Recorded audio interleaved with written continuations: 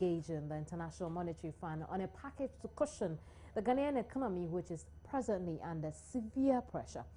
Any likely package will, however, come with tough conditions, including a slash in the government wage bill and possibly some jobs.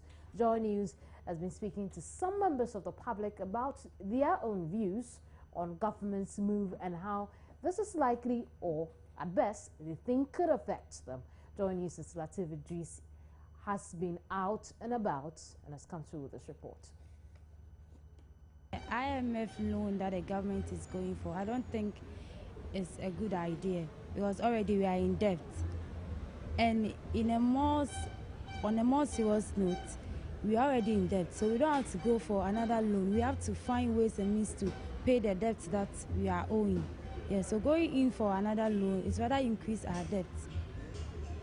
Well, now what I would say is that now the government is only interested in taking loans. Yes. So we are just taking in loans. But this one is to cushion the economy. What do you think? To cushion the economy is not the case. The economy is already bad.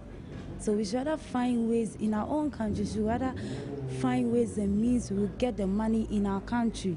We have a lot of things, oil, cocoa, and the others. We should rather focus on those ones, generate money from them, and then use it to cushion the economy rather than going in for IMF loans with interest. I actually don't support the government taking that loan. I actually don't support it. Why? Because we have a lot of resources here that we can make use of. So I think you should let us make use of the resources that we have here. That's going to help us. Like we just recovered oil. Like we have electricity. You know, Ghana here, Ghana supplies a lot of his country's members, like outside country, with electricity. Yeah, so I think that's going to, we can make use of that. You see, we can make use of our resources that we have. We produce gold, timber, and other stuff. So I think government can do well with that. Oh, for me, if the bailout will bring economic stability, there is no problem. All that we need is for the economy to be stable, for us business people to do our business in a very good economic conditions. Either the bailout is bringing, they are cutting job or not. Is it bringing economic stability? If yes, why not go for it? If it's not going to bring anything, we shouldn't go for it. Some of us left school and we are not doing anything for now. We are at home, and I believe that if there is any policy of the government that is geared towards making it difficult for us to get work to do, then it's just unthinkable. Actually, I understand for now many the public service employment have been is on hold. And so I'm thinking that, of course, what is the use of governance if it cannot provide work for us? We have completed school, we are moving about looking for jobs to do.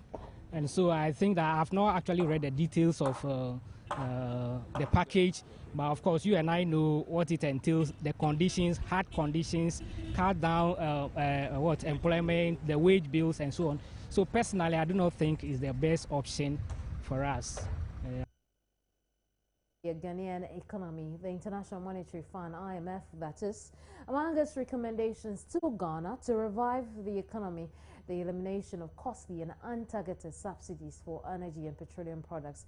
After the first round of negotiations between the IMF and the government regarding a bailout program for the country, the IMF announced that petroleum subsidies and the huge public wage bill have been earmarked for a drastic review. But the Integrated Social Development Center is warning government against the removal of petroleum subsidies, which has been recommended by the International Monetary Fund. Dr. Steve Mantiao is ISODEC campaign coordinator, and he's joined me over the telephone now.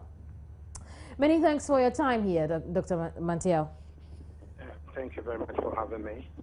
Now, you advise that government should engage in targeted subsidies, but this is costly, meaning the rich are even subsidized. Well, thank you very much. Targeted subsidies are not really costly. What is costly is blanket subsidies. I need to state that indeed we are not surprised by the IMF advice to government to eliminate subsidies altogether. That has been the IMF's own position under its neoliberal economic policy prescription to all governments. Indeed, it is also consistent with the current thinking and orientation of the NDC government. So you find that we have already offloaded most of the fuel subsidies we've had on the grounds that they are not reaching the intended beneficiaries. And I think when we put it this way, what we mean is that the subsidies in their current form are not benefiting the vulnerable in society as intended, and that is the reason why the IMF is calling for their removal. So the removal of those subsidies, untargeted subsidies. Yeah, exactly. So the removal of subsidy really is largely one of poor targeting. It is not like subsidies are in themselves bad. They are actually needed and necessary for stalling the situation where vulnerable sections of our population fall through the cracks of economic policy making. The EU, the US, and others have it, and so I don't think they are necessarily bad. So let's say that indeed government intends to remove the untargeted subsidies and replace it with targeted ones now. How should government go about it? Well, I think for about 2 years now, since government embarked on fuel subsidy removal, certain actions have been taken. I think we've managed to so far offload about 70% of fuel subsidy. And the question we should be asking is what interventions have been put in place to safeguard those likely to be hardest hit by the subsidy removal.